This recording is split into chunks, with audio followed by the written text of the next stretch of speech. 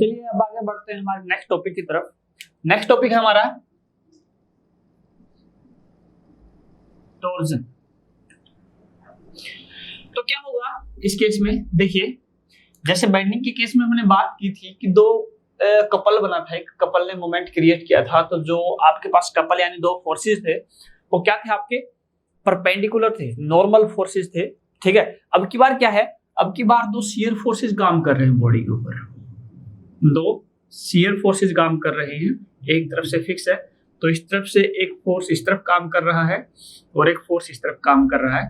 To equal and opposite force क्या बनाएंगे, couple बनाएंगे। तो कपल बनाएंगे तो यहाँ पर एक, इस कपल को मैं टॉर्क से टी से रिप्लेस कर देता हूं, तो ये जो मिलके बना रहे हैं कपल, जिसको हमने बोल दिया टॉर्क। खास बात क्या है कि जो बेंडिंग मोमेंट था वो आपका क्या था, ये जो आपका क्रॉस सेक्शन है इसके परपेंडिकुलर प्लेन में था। ठीक है, लेकिन ये जो टॉर्क है ये आपके किस प्लेन में है, इसी प्लेन में है। आपके एरिया ऑफ क्रॉस सेक्शन, जो आपका क्रॉस सेक्शन है इसी के प्लेन में ये काम कर रहा है। तो इसके कारण क्या होगा, बॉडी आपकी ट्विस्ट होगी, मुड़ेगी ऐसे, यहाँ से फिक्स है इस तरफ घुमाएंगे तो मुड़ेगी। ठीक है, जैसे आप पेन का, जैसे पेन की कैप खोलनी है आपको, या टैप पानी का जो नल होता है उसको खोलते हैं, तो यही आपका यूज होता है, टॉर्क का ही हम यूज उसमें करते हैं। ठीक है, तो यहाँ पर क्या होगा, जैसे मान लीजिए पॉइंट ए पे है, ये आपने टॉर्क लगाया, टॉर्क लगाने के कारण जो ये पॉइंट है ए से ए डैश पे आ गया, ये पॉइंट क्या आ गया, ए डैश पे आ गया। तो ये इसने क्या किया, एंगल कवर किया है, सामने से देखेंगे तो इतना एंगल इसने कवर किया है। तो ये जो एंगल है इसको हम बोलते हैं एंगल ऑफ ट्विस्ट। इसको क्या बोलते हैं, एंगल ऑफ ट्विस्ट। तो ये जो एंगल ऑफ ट्विस्ट है ये रेडियस पे डिपेंड नहीं करता है, ये आपका लेंथ पे डिपेंड करेगा डायरेक्टली। लेंथ अगर छोटी होगी, जितना एल छोटा होता जाएगा थीटा की वैल्यू क्या होती जाएगी, कम होती जाएगी। ठीक है, और ये जो एंगल है ये फाई, ये आपका क्या है, ये आपका शियर एंगल है। फाई क्या है आपका, शियर एंगल। तो ये फाई किस पे डिपेंड करता है, डायरेक्टली प्रोपोर्शनल रेडियस पे। रेडियस जितनी ज्यादा होगी फाई, रेडियस जितनी कम होगी फाई उतना ही कम होता जाएगा आपका। मान लेते हैं ये जो शाफ्ट है इसका जो मटेरियल है वो क्या है आपका, इसके मटेरियल की जो मॉडुलस ऑफ रिजिडिटी है वो है जी। शियर फोर्स की बात कर रहे हैं इसलिए हमने यहाँ पर मॉडुलस ऑफ रिजिडिटी की बात की है। ठीक है, अब क्या हो रहा है यहाँ पर जो ट्विस्ट हो रहा है, तो क्या होगा इस केस में, जो आपका लॉन्गिट्यूडनल एक्सिस है। देखिए लास्ट केस में जो मोमेंट वाला केस था उस केस में हमने क्या किया था, जो हमारी बॉडी ट्विस्ट हो रही थी वो या तो एक्स के अबाउट हो रही थी या वाई के अबाउट हो रही थी, या तो ऐसे होगी बेंडिंग के केस में या ऐसे होगी। ठीक है, लेकिन यहाँ पर क्या है, यहाँ पर ये जो लॉन्गिट्यूडनल एक्सिस है, जेड एक्सिस, इसके अबाउट ये क्या कर रही है, ट्विस्ट हो रही है, मुड़ रही है, टर्न कर रही है। ठीक है, तो इस केस में हम क्या बोलेंगे कि यहाँ पर जो आपका मोमेंट ऑफ इनर्शिया होगा उसको हम बोलेंगे पोलर मोमेंट ऑफ इनर्शिया। क्या बोलेंगे, polar moment of inertia action में आएगा। क्या होता है polar moment of inertia, polar moment of inertia जो आपका होता है ये होता है जेड एक्सिस के अबाउट, क्या, जेड एक्सिस के अबाउट रोटेट करना, दैट इज, तो तब आता है polar moment of inertia action में। तो ये क्या होता है, आई जेड जेड, या फिर इसको जे से भी डोनेट करते हैं तो ये आई वाई वाई प्लस आई एक्स एक्स होता है। इन दोनों का सम, एक्स एक्सिस के अबाउट जो मोमेंट ऑफ इनर्शिया है, वाई एक्सिस के अबाउट है, इन दोनों का सम इसके बराबर होता है। ठीक है, तो इसको हम बोलते हैं पोलर मोमेंट ऑफ इनर्शिया। ये आपकी परपेंडिकुलर एक्सिस थ्योरम से आया है। ठीक है, परपेंडिकुलर एक्सिस थ्योरम से ये निकल के आएगा।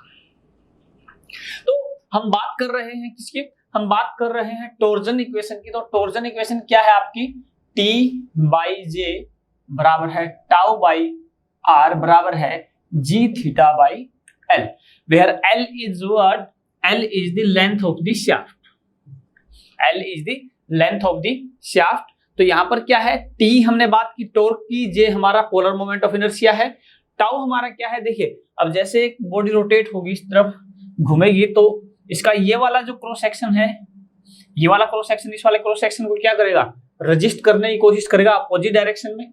ठीक है, तो यहां पर जो स्ट्रेस प्रोड्यूस होगी कैसे है, सरफेस पैरेलल है। तो शियर स्ट्रेस प्रोड्यूस होगी और टॉर्जन के कारण हो रही है, तो इसीलिए जो ये शियर स्ट्रेस होगी ये कौन सी होगी, टॉर्जनल शियर स्ट्रेस। इसको क्या बोलते हैं, टॉर्जनल शियर स्ट्रेस। आर जो आपका रेडियस है शाफ्ट का, और जी मटेरियल है, theta is angle of twist, L is the length of the shaft. ठीक है, तो ये सारे फैक्टर्स हैं, इसको बोलते हैं हम टॉर्जन इक्वेशन। ये हमारी क्या है, टॉर्जन इक्वेशन। अब हम इस टॉर्जन इक्वेशन का क्या है एनालिसिस करते हैं एक एक करके। तो एनालिसिस में देखिए क्या क्या है इंपॉर्टेंट पॉइंट्स हमारे। सबसे पहले हम बात करते हैं पहले दो पार्ट को लेके। पहले दो पार्ट को लेके क्या बन रहा है, टी बाई जे बराबर है टाउ बाई आर। मान लीजिए आपने टॉर्क टी लगाया है शाफ्ट पे, ठीक है, तो यहां से अगर ये टाउ है टॉर्जनल शियर स्ट्रेस, तो इंड्यूस होगी, शियर स्ट्रेस इंड्यूस होगी, टॉर्जनल शियर स्ट्रेस इंड्यूस होगी, तो मैं इसको निकाल लेता हूं टाउ। टाउ बराबर क्या होगा, टाउ बराबर होगा टी इंटू आर बाई जे। तो ये जे बाई आर जो होता है ये क्या होता है आपका जेड पी, और जेड पी आपका क्या है J by R, that is polar section modulus. Polar section modulus, जैसे लास्ट केस में सेक्शन मॉडुलस था बेंडिंग में, यहां पर क्या आ जाएगा आपका पोलर, क्योंकि यहां पर जो मोमेंट ऑफ इनर्शिया है ये भी आपका क्या है पोलर है, पोलर मोमेंट ऑफ इनर्शिया है, इसीलिए। तो ये टाउ की वैल्यू होगी, और टाउ जो वो इनवर्सली प्रोपोर्शनल हो गया किसके, जेड पी के। यानी मैं भी लिख सकता हूं ये इंड्यूस्ड है, यानी जितना जेड पी ज्यादा होगा tau induced will be less, और टाउ इंड्यूस्ड जितना कम स्ट्रेस जो आपका जनरेट होगा, इंड्यूस होगा, तो चांसेस ऑफ फेलियर क्या हो जाएंगे, chances of failure will be less, कम से कम होंगे। ठीक है, तो जेडपी अगेन क्या है आपके क्रॉस सेक्शन के लिए वैलिड है, अलग अलग क्रॉस सेक्शंस के लिए वैलिड है।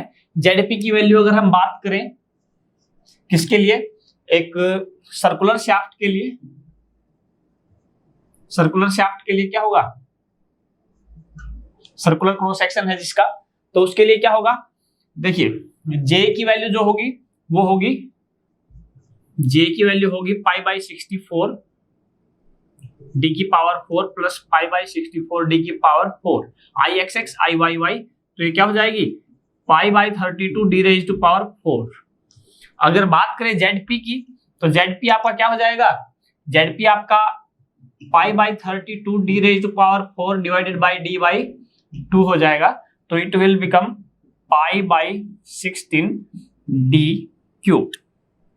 तो ये वैल्यू हमारी किसकी आ गई है, जेडपी की, किसके केस में, सर्कुलर शाफ्ट के केस में। अगर यही होलो सर्कुलर शाफ्ट हो जाए तो D outside diameter, D small D inside diameter होगा, तो उस केस में जो जे की वैल्यू होगी, जे की वैल्यू क्या होगी pi by 64 D raise to power 4 minus D raise to power 4।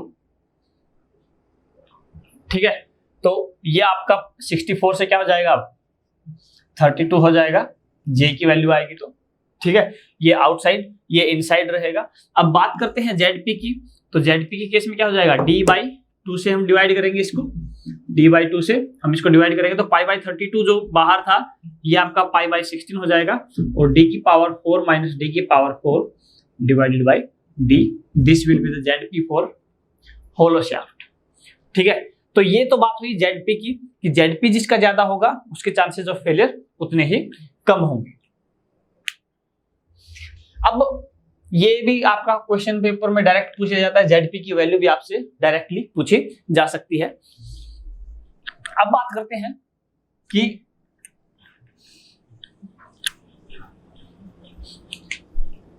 Tau by are, second जो है हम एनालिसिस देखते हैं इसका। सेकंड एनालिसिस में क्या होगा, टाउ बाई आर बराबर है जी थीटा बाई एल।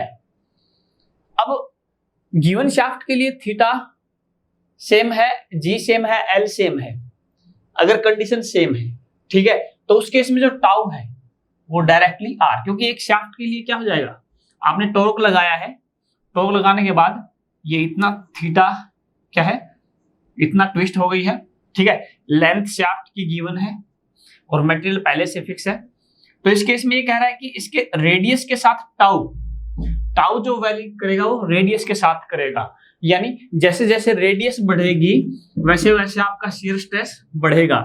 यानी यहां पर देखने वाली बात क्या होगी, अगर मैं इस क्रॉस सेक्शन को सामने से देखूं, फ्रंट से देखने पर मुझे पता चलेगा कि जो शियर स्ट्रेस है वो रेडियस पे मैक्सिमम होगा, रेडियस पे क्या होगा, मैक्सिमम होगा।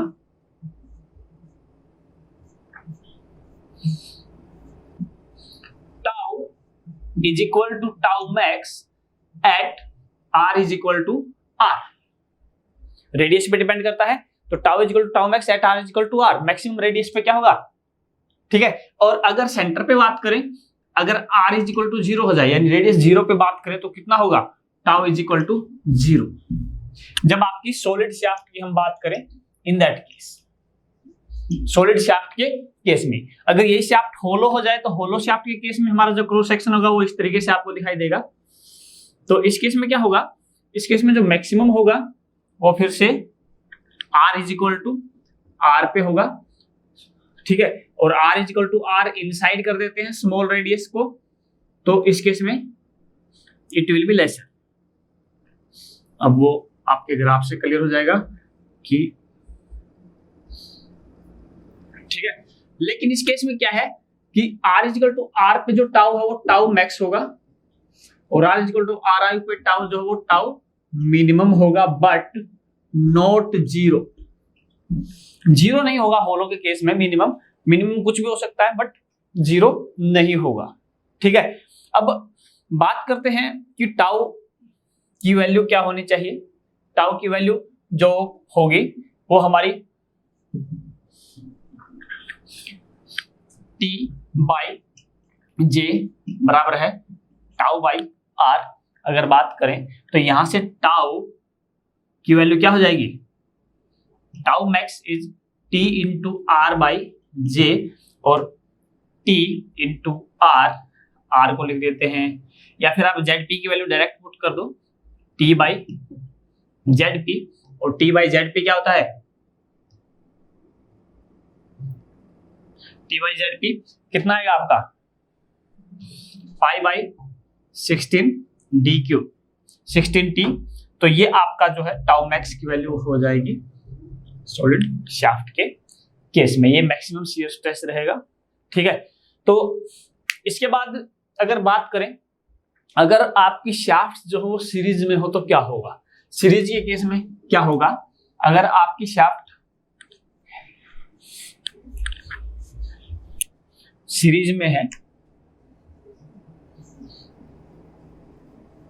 तो सीरीज में क्या होता है, आपने टॉर्क T लगाया है एंड पे, ठीक है।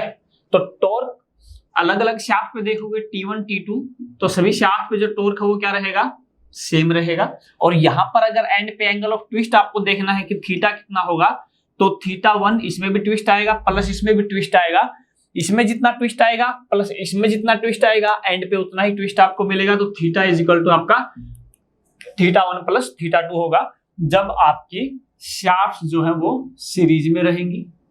लेकिन अगर यही शाफ्ट आपकी पैरेलल में हो जाए, जैसे हमने कंपोजिट के केस में किया था, पैरेलल में होने पर क्या होगा, पैरेलल में होने पर आपका जो T है वो डिस्ट्रीब्यूट हो जाएगा T1 प्लस T2 में, लेकिन θ1 और जो θ2 है वो आपके थीटा के बराबर रहेगा।